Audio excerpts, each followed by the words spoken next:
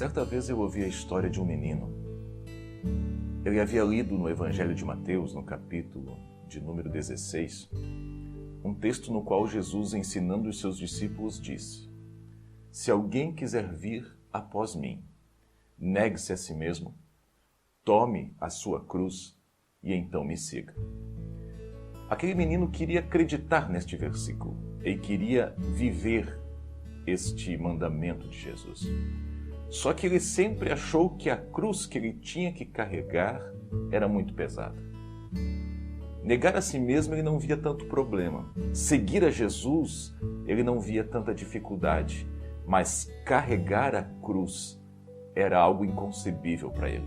Ele achava que a cruz que ele tinha que carregar, a vida que ele levava, as suas dificuldades, as suas agruras, as suas limitações, as aflições que ele vivia eram muito pesadas. E ele sempre dizia em oração a Deus: "A minha cruz é muito pesada, eu não consigo carregar." Certa vez, este menino dormiu. E no seu sono ele teve um sonho. E neste sonho ele levava sua cruz até diante de uma porta. De repente aquela porta se abriu e ele entrou. E lá dentro havia um quarto redondo, com várias cruzes de todo tamanho, de toda espessura, de todo peso, encostadas na parede daquele quarto. Um grande quarto redondo com inúmeras cruzes. Uma voz lá dentro disse para ele assim: "Encoste a sua cruz na parede e pode escolher qualquer outra que você quiser, e nós vamos trocar a sua cruz." Aquele menino, então, alegre naquele sonho, encostou a cruz na parede e começou a rodear aquele quarto em busca de uma cruz ideal, uma cruz que ele pudesse carregar. Experimentou uma por uma. Uma ele achava muito pesada, a outra ele achava muito grande, a outra era muito pequena, a outra ele até dizia: "Não, esta é muito leve, esta não tem graça, o que vão pensar de mim? O que Deus vai pensar se eu quiser esta cruz muito leve? Esta não."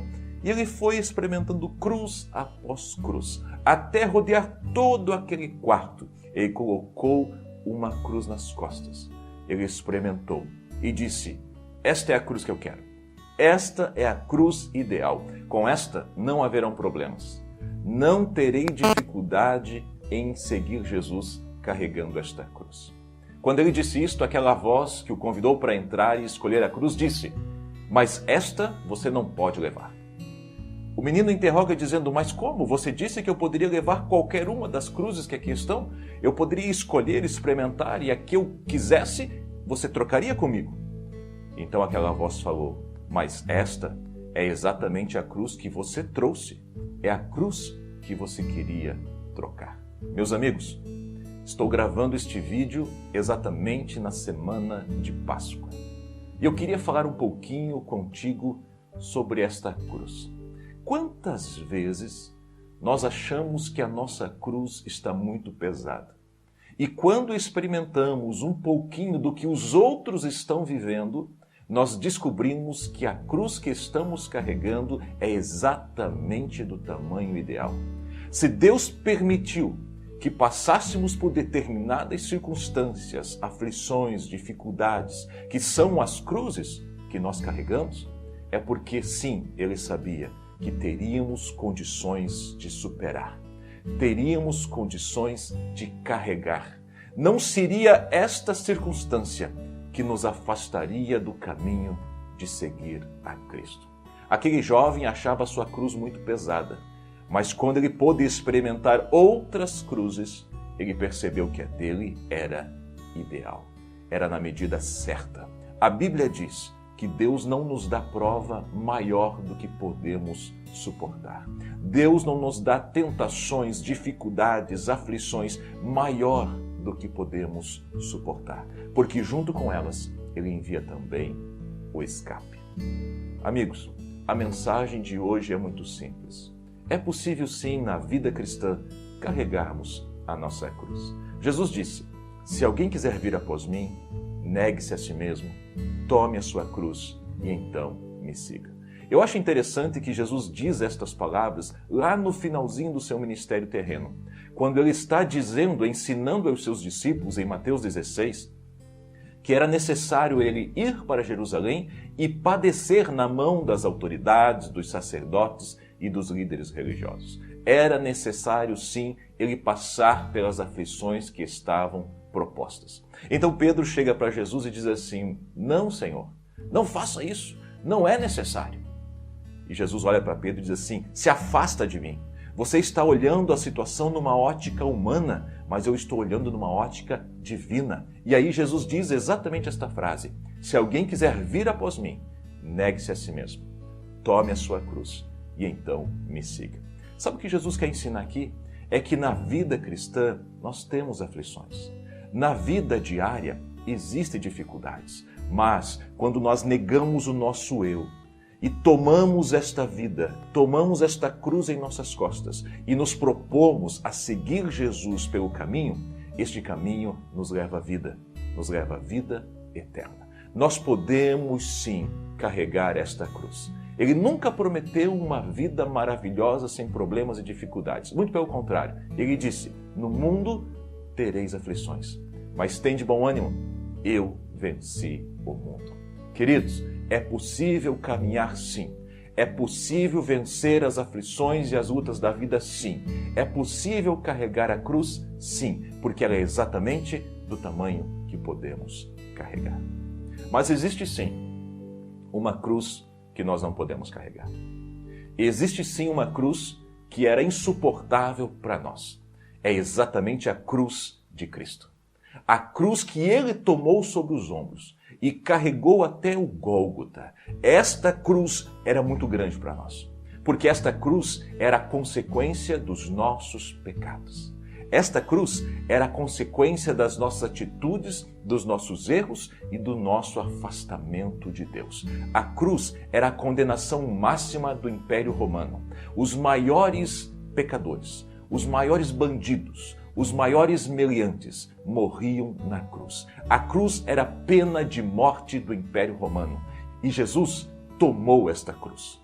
A cruz que era pelos nossos pecados, a consequência dos nossos erros. Quando Jesus inicia o seu ministério, ele está indo para perto do Rio Jordão e ele se encontra com João Batista. Quando João Batista o vê, chegando já ao longe, João Batista levanta a voz e diz para a multidão: eis o Cordeiro de Deus, que tira o pecado do mundo. A Páscoa era uma festa celebrada relembrando a saída do povo da escravidão no Egito com direção à terra prometida de Canaã. Foi na Páscoa, na primeira Páscoa, que um cordeiro foi imolado.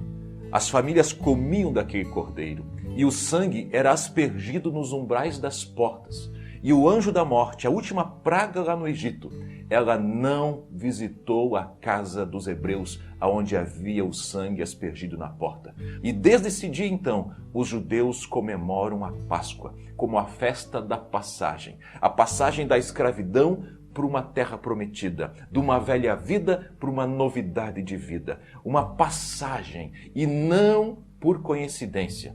Jesus, ele vai ao sacrifício da cruz exatamente na semana da Páscoa. Aquele cordeiro que João Batista disse, que veio tirar o pecado do mundo, tomou a nossa cruz, a consequência dos nossos pecados, a única cruz que eu e você não tínhamos condições de carregar. Ele tomou sobre os seus ombros, se deixou ser pregado nela e morreu pela nossa salvação.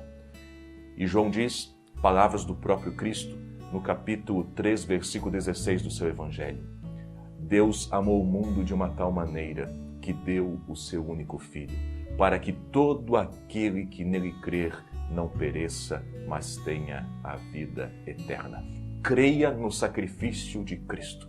Creia que a morte de Cristo na cruz, que era nossa, que nós não tínhamos condições de carregar, é para a nossa salvação. E quando cremos nisso, temos vida eterna. Mas afinal de contas, comemoramos a Páscoa. E Páscoa não é morte, Páscoa é vida. Porque este mesmo Cordeiro que tomou a nossa cruz que não podíamos carregar e morreu por nós naquela sexta-feira da paixão, ressuscitou no domingo de Páscoa. Está vivo Querido, deixa eu te dizer uma coisa. O Jesus que eu estou pregando aqui, o Jesus do Evangelho que eu prego aqui, não está morto. Ele morreu sim pelos nossos pecados. Foi sepultado sim, mas ressuscitou ao terceiro dia. No domingo de Páscoa dos judeus, ele saiu do túmulo, ele reviveu. Quando foram procurar ele naquele sepulcro, o anjo disse: porque procuram entre os mortos aquele que vive. Ele não está aqui, ele ressuscitou. O Cristo que eu vos prego está vivo. E é por isso que nós podemos pegar essa nossa cruz, essas nossas aflições, aonde precisamos mortificar o nosso eu todos os dias, negar a nós mesmos e segui-lo, porque temos um Cristo vivo que nos ensina o caminho do céu.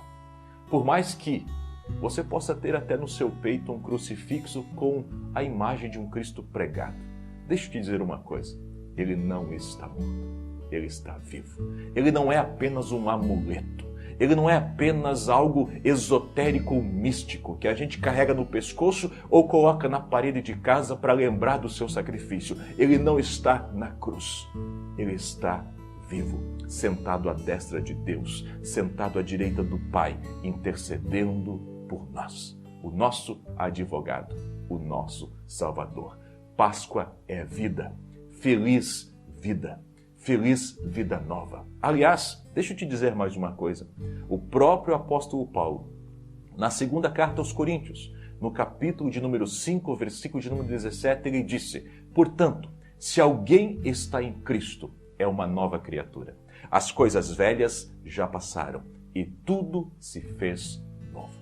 Este Cristo vivo, quando o recebemos como nosso Senhor e nosso Salvador, quando cremos que Ele morreu por nós, mas está vivo para que possamos segui-lo, para que Ele possa nos levar ao céu, este Cristo faz com que as coisas velhas fiquem para trás. Portanto, quem está em Cristo é nova criatura. É estar em Cristo, não é perto dele, não é próximo dele, não é conhecer a Ele, é estar nele, é criar laços de intimidade, é ser como ele disse ao Pai: Pai, eu oro para que eles sejam um, como eu e tu somos um. É estar nele, porque quem está nele, as coisas velhas passam e tudo se faz novo. É por isso que Páscoa é vida nova. Então, feliz vida, feliz nova vida, feliz vida abundante, feliz Páscoa. Que Deus te abençoe. Um grande abraço e até a próxima.